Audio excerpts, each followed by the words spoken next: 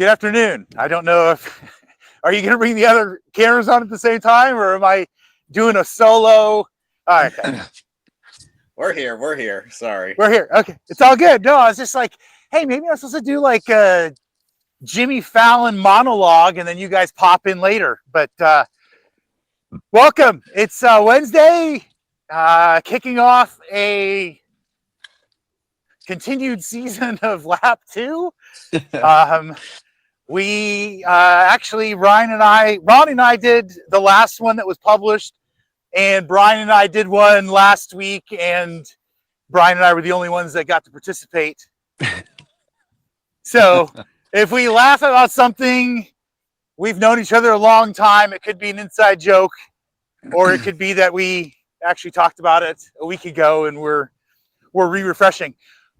Gramps, I'm at 34,115 approximate miles. Still, I want to say it's 100 and thank you. I think it's 150-ish days until July 24th, which is the official day.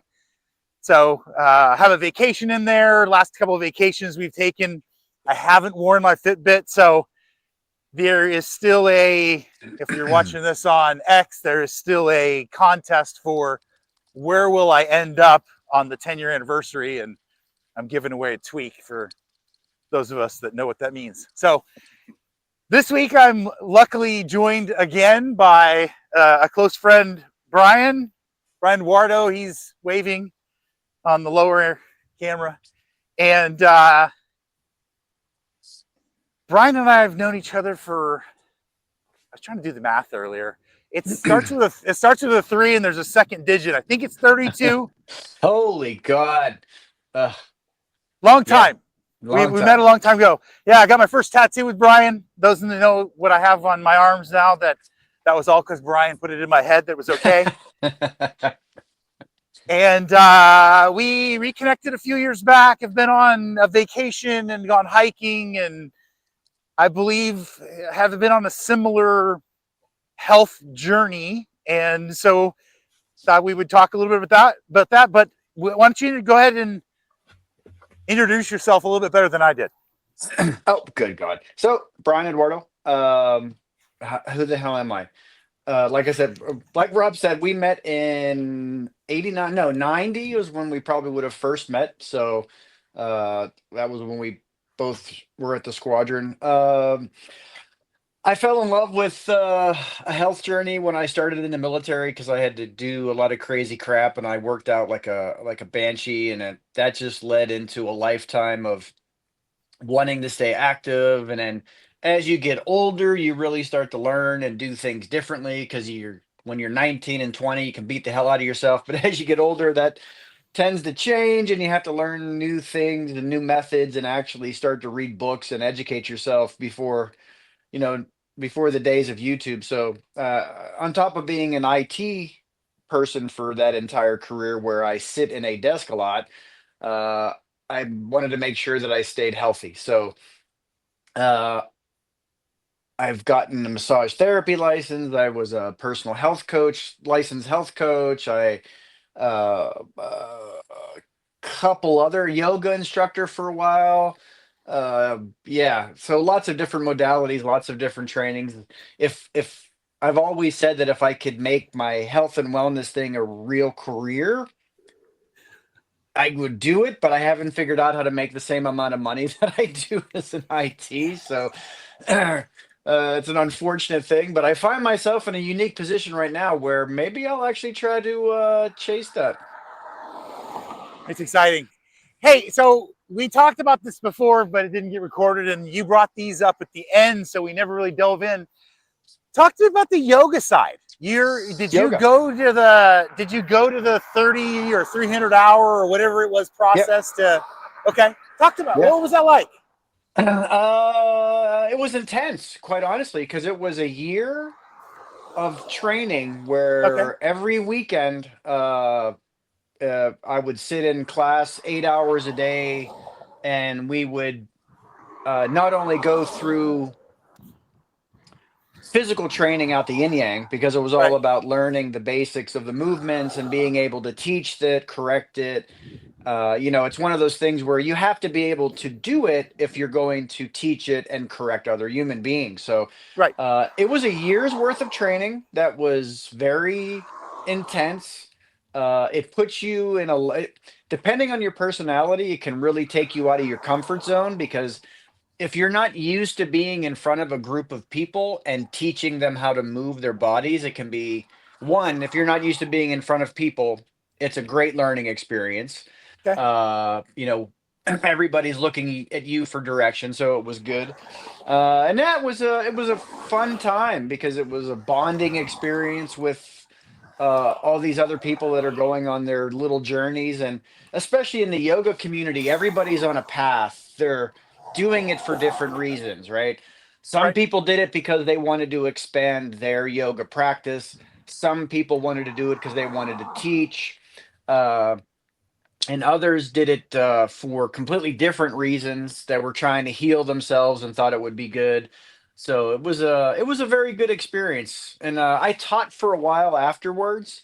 But the one thing about teaching yoga is that it demands dedication. You Okay. can't half-ass it, because classes, people are expecting certain components of a class. And there are popular instructors and then there are unpopular instructors, just like everything in life. But Right. it was pretty demanding. It was a lot of fun. I enjoyed the hell out of it.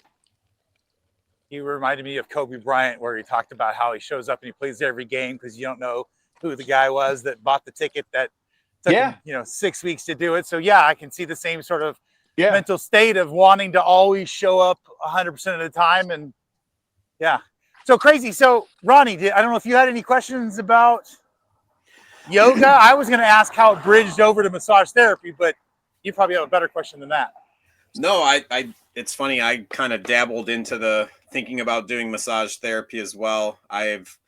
It's funny. I'm trying my best to get back into yoga just because I've been so stiff and sore, and I just remember not having those issues. Granted, I probably obviously was younger, but I think it was just more. There was a focus on doing the stretches and stuff. I still kind of do random things, and we talked about some of the stuff last time. Okay.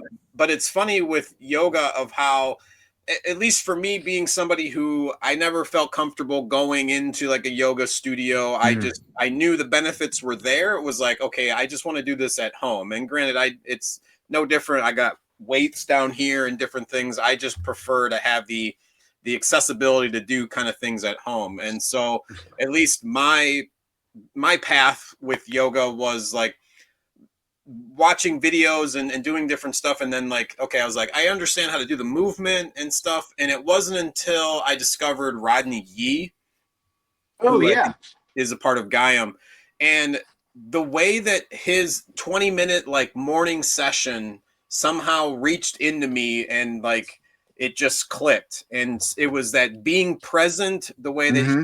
was describing like everything that I was doing, fighting the movement, like he knew to say at that moment to like relax your breath, like calm your core. And I was like, oh man, like just the fact that he like was so intuitive and knew that like like you mentioned before, how to like tell someone to control their body. It's like that learning process of, I'm sure, is years, and it's something that you're still discovering, but just of how he was able to calm my mind, like focus on the present, focus on being in my body, is Hmm. something that I've craved and I missed. Like, and so I'm like, I got to go find like where he's at. And cause like DVDs all of a sudden disappeared, and that was all I had of his. And I think I still have one or two of his DVDs, and was like, I got to find an old DVD player just so I could do this. And I did for a while just so I could do yoga. And so now it's like finding the apps and kind of wanting to get back on that journey, but it's also like forcing myself to make time for it and planning beforehand, just like with anything else. It's like Yep. I can't make the decision to do yoga like the day of. It has to be a Mm-mm. planned thing. Like a couple days before, I'm prepping my mind. I'm like, it's no different if I'm going to go for a run or go for a walk. It's like, I got to have the shoes ready. I got to have the yoga mat ready. I got to have the time to set aside. And so I think there's so many things in life that get in our way, and it's just like, luckily I'm able to kind of take the time to do it, but it's like I'm juggling so many different things that I need to prioritize. And hopefully in my mind, this podcast is one of those things, because I didn't know we were going to talk about yoga going into it, that at least kind of like jump starts my head and thinking like, you need to start doing this again. So I'm definitely on board with getting back into it. So yeah, that's awesome. Yeah. Now, see, right out of the gate, everything that you just said, what I hear is that you don't need it for your body as much as you need it for your brain. Yeah. You need that mental relaxation more than the physical relaxation. And that's part of the training, is like that being in the now. The phrase is being in the moment and understanding what's happening at that second is more important than anything else. And that's what one of the things that yoga makes you do. It makes you just forget everything else and you're here. Yep. Nothing else is a disturbance. No, absolutely. I think that's what, yes, you might be hurting in the moment of trying to do a pose, but it's like you said, it's understanding to control your mind. And it's so much more of a mindset thing of like, you're going to do this and you're going to hold this because I'm going to positively force you to think. And it's funny I don't know how much you guys had within the Navy, but like the Army, to me, like all they were doing was yoga. Like I was doing like plank position and then downward dog. Like it was all of these positions when I thought was punishment. Like in my head, I'm like, oh, it was just yoga class for an hour and a half every morning at high intensity. So it's mine was funny punishment. How Mine was punishment. Yeah, no, for sure. Well, that's one of the weird things of when you go through the history of yoga and where it actually came from. It actually has its roots in ancient gymnastics. So original yoga was not a movement practice. It was sitting still for hours on end and breathing. It wasn't, the physical aspect of yoga was developed because some Indian prince's son had some kind of disease process that they went to a yogi to try to help him, and they developed a physical movement practice for the child that ended up becoming yoga, what we know as yoga today. Original yoga, nobody in the Western world would have done, because you sat in lotus for hours on end and did nothing but breathe. That was the original version of yoga. And then William Hoff came by. And then Wim Hof, yeah. Wim Hof is using breathing patterns that were developed 1,000 years ago. Wow, interesting. Well, hey, without sounding like we talked about this before, Brian and I had conversations about peptides and being able to, accelerate or. Since we're on this journey of bettering ourselves, we had this conversation about peptides. Brian is, I want to say, 6 weeks now into the process, and BPC 157 is the one that I've written on my hand, but I think you've shared that that's no longer the name and they've gone with a new one. But you went down that path and looked at those, and what has been your experience so far? Okay, so the new one, I finally found the website again. So it's pentadecaarginate is the PDA. So for some reason, the FDA apparently took BCP 157 off of the market. They say it's for safety reasons, but they don't give you a real reason why they did it. Right. So the new one is now pentadecaarginate is the replacement for 157. So, but the one I'm taking has got 5 peptides in it. That is one, which is supposed to boost and help you with recovery. And this is an age thing. This isn't because I want to get jacked. You want big muscles. Right. I don't want to look like Arnold Schwarzenegger. It's, as you age, these components of the human body, growth hormone, recovery capability, they start to go south just because you're getting older. So peptides they've been around for years, but they're really starting to gain popularity because they're not a steroid. So we talked about this. So peptides and steroids, there's a 2 or 3 protein difference between the two. If you cross, I believe it's 44, you're a peptide, or if you're 44 or below, you're a peptide. If you go above 44, you're a steroid or a Okay. hormone. Anything at the hormone or steroid level, and you start to inject in your body and you stop it, your body says, I don't make that anymore because you were giving it to me, and you kill the system. Right. With peptides, you don't have that problem. It's like taking a multivitamin, right? You get extra vitamins in your body, and your body pees them out when you have excess, right? Right. It doesn't do any harm. So the peptides are the same thing. So I've been on this now for, it's only, well, no, it's about 60 days. 60, And okay. 60 days. And I've noticed a big difference. It took a month for my body to get adjusted. I'll call it adjusted. There was no side effects whatsoever. But I have definitely noticed a difference in my training, the intensity levels, how often I can train at intensity levels versus 2 months ago.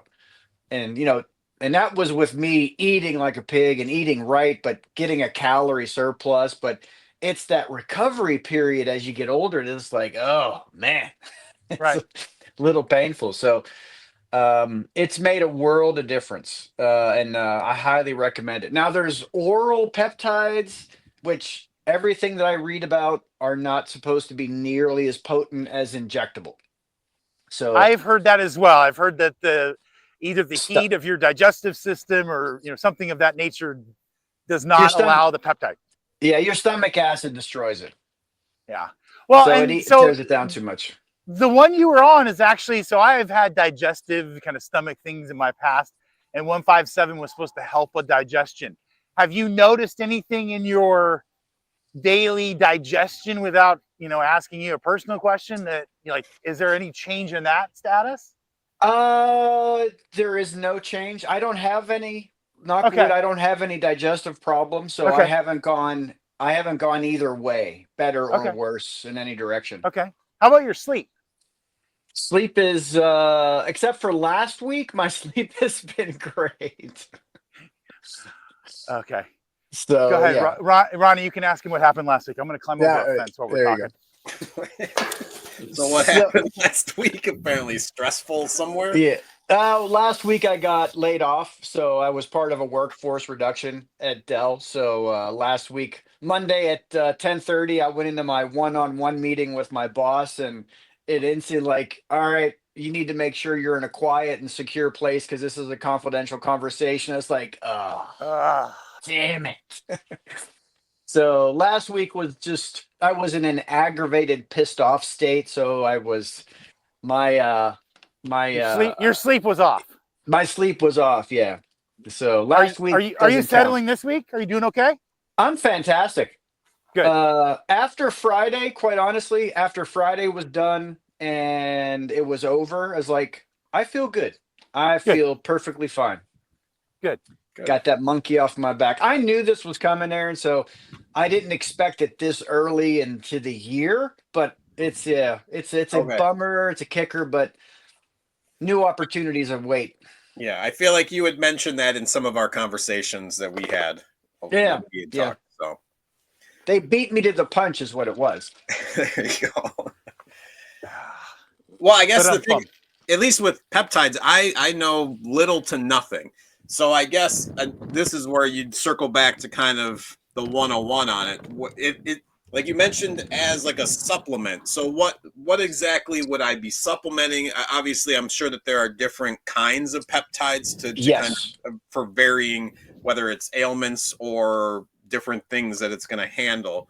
So Correct. as a novice, where do I start? What are things I should be looking for? Like for me, I have essentially I feel healthy. I have some muscle pains, but that's probably lack of water and activity. But outside of that, I feel healthy, able to pretty much do most anything that I want to do. So Yeah. where do I start there? You know what? It's a good question. You're how old? You're Aaron. You're the same age as me, right? How old are you? I'm 42. Okay, no, so you're in your 40s still. So this is the last decade of a fully functioning body. Pretty Yeah. much, For yeah. Sorry, for It's sorry for the getting bad tight. It's news. getting tight. yeah, It's getting tight. yeah. And it's the truth. I mean, once you hit 50, things like things start to change drastically after your 40s. Like in the 40s, had no issues with recovery, blah blah blah blah blah. But as soon as I hit 50s, it got like, this is a little different. No, I Uh, nailed as far as like 27 was the age. Like I felt perfect until 27, and then I fell off a cliff, and then things started happening. So yeah, I know that that's the I'm first back at clip. like a constant even, but I know Yeah. that there's trouble brewing ahead, and it's like, how do I get ahead of it? And these are the kind of things that I need to know and hear about. Yeah. Well, I would start right out of the gate with the recovery aspect, the pentadecaarginate, because it's the ability to recover is already slowing down even in 40s, right? Oh yeah. So that's the number one thing that usually from a male aspect would be the most beneficial to go after. And I don't want to start asking you too many personal questions, but like it really depends on what else is happening in your body biologically. Like, is your sleep bad? Are you having without looking at some blood work, it also gets a little bit complicated, but right out of the gate, recovery capability would be the first one that I would say try. And you'd have to use it for like 30 days at least to see if there's a difference. But then I would also have to ask you, what's your current training regimen? Are you working out 5 days a week or more? Or if you're less, maybe we should bump that up and see how you feel. So I would not say right out of the gate, go start injecting. Like I noticed stuff that was like, this isn't right. And so I went down the peptide rabbit hole and started doing my own investigation and says, yep, I want that, that, and that. And that's why I'm taking these peptides because I could feel that something wasn't working right. And I know why. It's just because I'm 53 freaking years old and certain systems start to go south. So And it's he's, as he's saying, if you're not picking up, Aaron, it's a commitment in that it's an injection. If Yeah. you Yeah. want the real deal, and you want, I've been marketed so much shit on social media and email and all sorts of these things, and it's like everybody knows if I swallow that, it's not going to give me any benefit, but they still market and try and sell it. So oh yeah. the committed folks are injecting themselves. Is it the thigh, Brian? If no, you can do it. It's this little love ring, little love Oh, handle on the yeah, side of yeah. your on your. So It's if like you want to, if you want a bee sting at your waist level, I'm just kidding. Go ahead, please. Rob won't inject himself because he's a big baby with needles, so he's not going to do it. So, Yeah, let's needles get don't bother me. It's just yeah. like understanding. Like it all sounds good, but it's like I gotta Why? Yeah, do my own why? research and Yeah. everything too, because it's like Ye- that's ye- see, like you yeah, mentioned, that's a commitment. And to me, it's yeah. like, would there be an oral thing? But like you mentioned too, like No, obviously you're not going to get the benefits that yeah, that you could get from it. So yeah, and yeah. to me, it was going to follow up with like in obviously with it being an injection that's completely different was, and I think maybe people assume like I am of thinking like, well, what about like the A1 AG1 and the other like mushroom Ooh. type stuff? Is that something that Oh, is AG1. going to benefit together, or is it something like obviously those are the things like how can those offset I would or love to understand that too, because I take AG1. Would I still get the same benefits you're getting, Brian? or Yeah, more? Or, AG1. If AG1 could do what peptides do, it would be a trillion-dollar product, Okay. okay, right? yeah, It's AG1 is a completely different supplement oh yeah, for yeah. It's different just like things. Yeah. how Yeah. those benefits on one side, and it's like Yeah. obviously you want to find as many, and to me like the Correct. I guess it's Eh, I have to do my research as far as scientifically because I Yeah. don't know as far as like what either of those do. I think Yeah. those are the questions that I'm like curious and trying to figure out more about what's going on with my gut biome and everything else that's kind of integrated That with that. yeah, exactly. I mean, gut biome is complicated and leads into a whole host of tests that you could get, but like if you're I'm going to go personal. If you have daily bowel movements, if you have regular bowel movements, you don't have diarrhea 2 or 3 times a week or even fucking once a week, your biome is most likely normal, but it can't hurt to get it checked by a professional to see if it comes back with weird stuff. Uh, but AG1 is going to be, I compare it to a fantastic vitamin supplement because when you look at the nutrition for the vast majority of human beings in the United States, they're not eating nutrient dense food. Yeah. So this gets into a whole other discussion about what are you eating? If you're not eating for nutrient density, and what I mean by that is that like 6 ounces of steak has more vitamins, minerals, and everything that the body needs than a multivitamin, right? So if you're eating the right foods that are nutrient dense, you shouldn't really need an AG1, but it can't hurt because your body's just going to eliminate what it can't use. And that's where peptides differ, is because your body just stops or slows down the making of this component that you're just help boosting. Remember, the biggest difference between vitamins, minerals, your body can't make them. So you have to consume them in order to get them. And that's why you have to eat properly for nutrient density. Yeah. This is why empty carbohydrates are useless for a number of reasons, but they're not nutrient dense. They don't have anything in them except a carb that your body burns as energy. And unless you're training to a certain level of intensity, you don't need them. Yeah. So it gets, this gets into I could go all day on this topic. No, But and same. I have plenty of questions, and I'll leave this last one, and I'll let Robbie take it back. We can go No, on keep for as long as you want. So keep going. Yeah. I'm unemployed, so I got all the damn time in the world. It's like I'll be here all day, man. And I'm always curious. I guess so. What it sounds like that before doing any of this, and this is stuff that I've seen that I kind of want to do, and I got a name jar here for things that I slaughter. Is there like a blood test that we should be taking to check and see what we're deficient in order to know? We lost you there.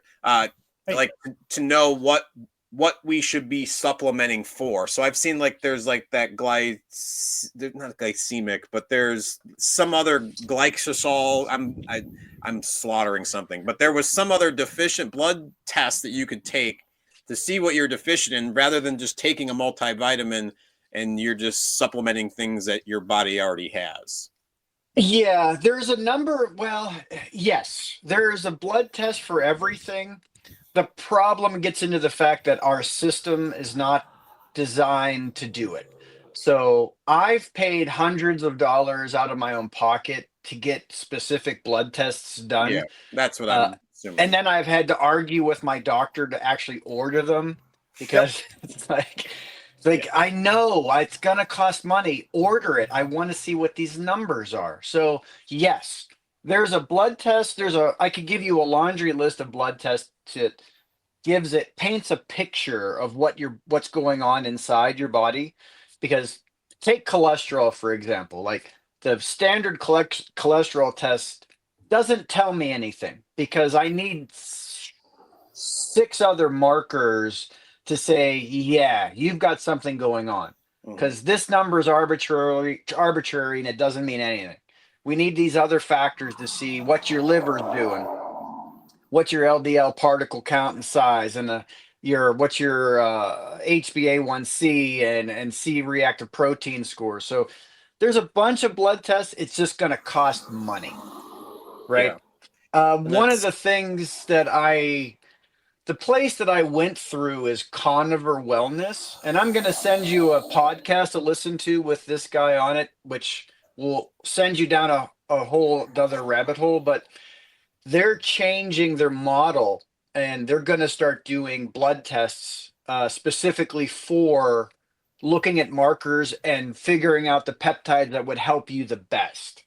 So the problem is that modern medical science is nowhere near caught up to what the independents are doing yet with this stuff, right? Yeah, I don't expect them to be. So it's one of those, you got to search it on your own to kind Yeah. of know and Yeah. just bite the But bullet wherever, on the cost if it's something that's important to you.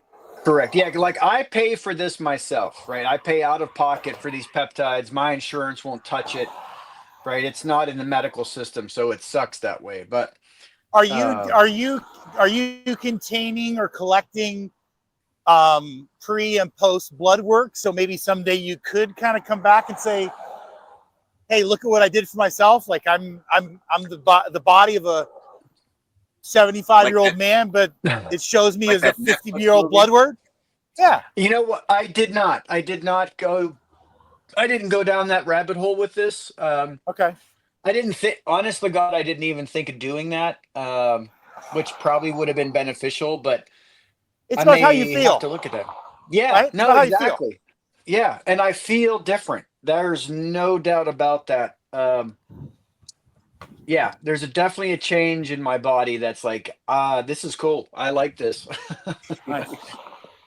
I asked you last time, and then you changed your mind on the answer. So I'm going to just ask it blindly. What's the most important thing that you Oh, have?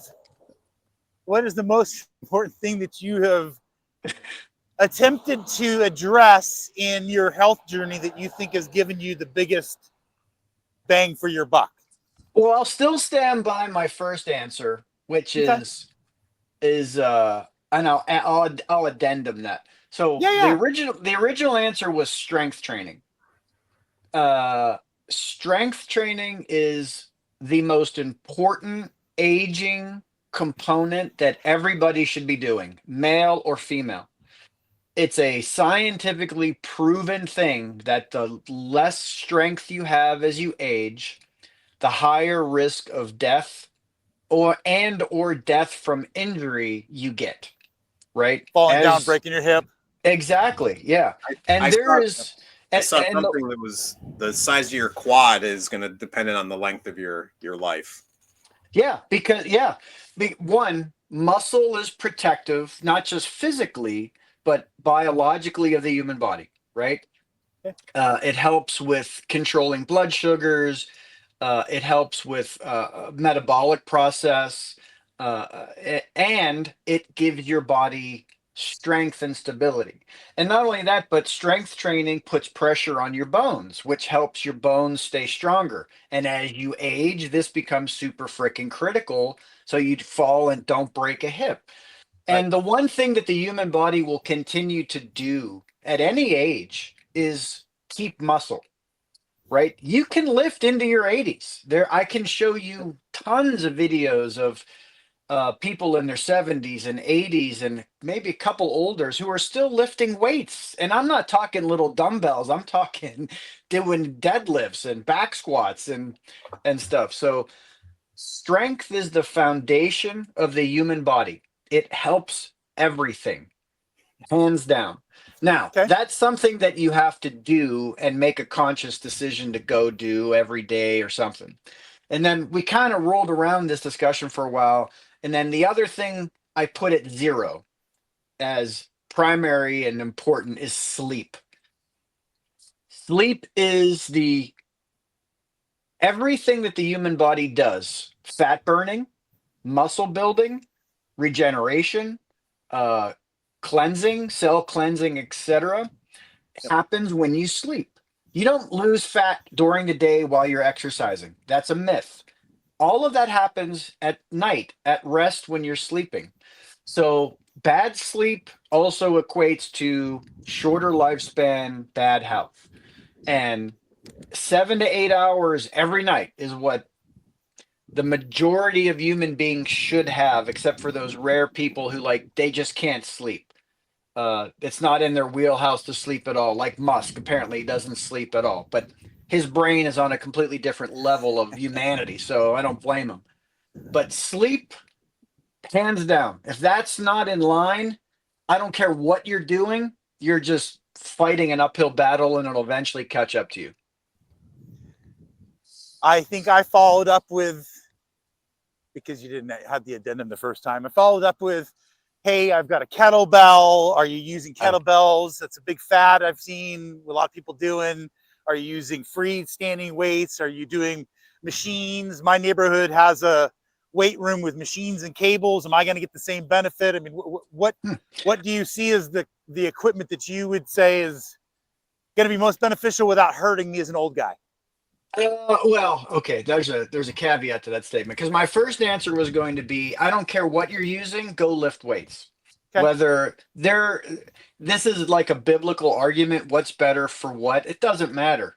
If Okay. you're lifting a 60-pound kettlebell 3 days a week, you're lifting, I know, 1,000 pounds total every time you pick up that damn thing and do a set of exercises. Okay. Cable machines versus free weights.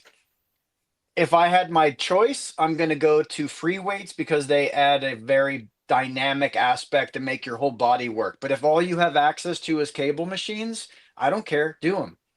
Okay. This gets into, like, what are your goals? I was training to get my kettlebell certification right before COVID lockdowns hit and completely destroyed my goal to get because I had to travel and spend 3 days getting beat up by instructors to actually get my certification. But I'm a big fan of kettlebells because they're dynamic, and you get a strength component plus a cardiovascular hit because the movements are very dynamic. And like I told Rob, if you're going to play with kettlebells, get an instructor. They are very form specific. So you need to learn how to use them. But after that, man, I don't care if you're lifting free weights or cables. Just lift. Is it about I think this is the other thing I still struggle with. Is it about maxing out, or is it about 20 pounds 100 times or 50 pounds 10 times? What am I going for? Oh man, we're going deep today. For basic strength improvements, you need to be doing moderate weight 10 to 12 reps per set, 3 to 5 sets. And then you do that for like 12 weeks. And then you take a week breather where you cut that weight in half, and it's called a deload week. You got to give your body time to make the changes and lock that all in. Then you go to another 12-week training regimen. Maybe you bump your weight up a little bit on each 12 week. And then you take another deload after that 12 week. Again, you got to let your body relax, get back to a new baseline, and then boom, you start to hit it again. So, I mean, and it all depends, right? It all depends on what you're shooting for. If you're just looking for basic health and wellness, you can lift weights 3 days a week. Don't take any deloads. Do a full body thing: squats, bench press, work your back, some overhead pressing. Right? I can give you, yeah, and that alone you'll see drastic changes. I follow a specific program where every 12 weeks I'm shifting to a different modality of training. So it'll be medium, moderate, too heavy, then it'll be heavy, and then it'll go back to moderate, and then it'll go back to heavy. So you're always in this kind of seesaw to build. But I want to build more strength. So weight training is a science. It's like it's simple once you understand the basics, but complex if you don't understand the basics. But as I tell everybody, is like the exercise you're not doing, that's the one you need to go do. Yep. Wise advice. Well, I think we've taken along a lot of your time. I appreciate the conversation. Anything that we hit on last time that you want to make sure, hey, you forgot to ask me about this? Not from my perspective, no. Yeah, I think we talked about it. And Ronnie, any last thoughts from you? I did have one last question relating to weightlifting, depending on how deep you want to get on this. So I'm curious because like I've done the system. I did a lot growing up. And to me, when you're like a 22-year-old bulkhead and you're just living at the gym, you kind of have a different perspective on life. So I am curious to know your take on this. For your max out at the very end of doing like a bench press or some sort of workout, there's always, if the bros are with you, you're putting a 2.5 on for the ladies and you're doing a max out set. Are you a proponent of doing max weight, less reps, or less weights, more reps at the end? I really love doing like the full bench workout, and then at the end, I just go to exhaustion with the bar until I can't do it anymore after like 30 reps. So there's pros and cons to. There's no pros and cons. Sorry, there's benefits to both. I'm gonna get so. Let's go to the max out question, right? I don't go there anymore. I am 53. Yeah, I don't see myself doing it anytime soon. Yeah, That's when I was lifting that mindset. Exactly. But the reality is, and I even follow a bunch of strength coaches who talk about this, is that the bigger the weights that you're lifting, the higher risk of injury it becomes. So you've just blasted yourself with 5 sets of 12 on a bench. And the last thing you should think about is let's add 20 pounds onto that bench and see if I can get it one more time. If you're going to max out, you should have a warm-up set, maybe 2 of a very light weight at a high rep, then max out, and then do your workout. Because you've already blasted yourself to oblivion, and then trying to max isn't going to be good for you because everything's already, burnt out. Your ATP stores have been blasted. Your ligaments are already at a tension point, and now you're going to try and do one more. Not worth it. What you're doing with you do your workout and then you do a burnout set, that's actually what you're doing is a hypertrophy training at the end, which is perfect. I do a lot of that. Like we'll do a 5 to 8 sets of something, and then the very last workout after everything is just a high rep count, low weight, and that's your hypertrophy session for getting jacked and swole. So it's way more beneficial than a max out because it was just funny. I noticed definition more when I was doing that versus like trying to like push that last big one at the end. It was and it was also the form aspect too. I wasn't usually when I'm doing more, I'm going to be more wobbly and just not proper form. Or if I can go down and kind of max out, I know I'm doing proper form with just that bar. So that was at least the mindset because I grew up in a weight in the health club. My dad used to run it, so I was the guinea pig for a lot of the trainers. So nice. It's funny going back to all those memories. Yeah, if I had the knowledge in my head now, no, how does that go? If I had the knowledge in my head when I was 19, 20, doing it all wrong, I would probably have been a much bigger person back then because I just didn't know how to lift. Yeah. I had no clue how to do it properly, how to train, how to eat, so we weren't sleeping. Actually, I did. I used to sleep all the time when I was in the. Oh yeah, man. I slept like a baby back then. But yeah, what is the correct spelling of swole? SWOLL. I think. Okay. No E. Let me ask chat. I don't think there's an E, or maybe it is with an E. Well, maybe there's 5 L's in there. I don't know, because it's got to be swole. You know what I mean? You got to get it in there. Uh-oh. Did we lose? We lost. Oh, what the hell? Oh, that was Ronnie. It's like my phone's listening to me. Am I still gone? You're here. You're back. Actually, it's all right. I think I mentioned this last time. There's an app that I use called Ladder. There's like I'll send. I'm going to send you a couple things after this. But the Ladder app allows you to choose. I think they're up to like 8 coaches right now, and they do everything. There's a yoga person. There's a kettlebell person. Actually, there's a kettlebell person on there. She is really good. She knows her shit. Then there's a couple other weight trainers. I use a guy on there called Neen. I'll email you all this, but he follows a scientific weight training method that's phenomenal. So I'll send that to you in an email along with the podcast I want to send you about peptides. Excellent. No, well, thank you. This was unexpected and lots of information I love getting. So I appreciate it. No, dude, I do. Thank you both. I went down a hard road with this years ago, and then I just didn't chase it well enough as a thing. So I might change that. All right, Until boys. next week.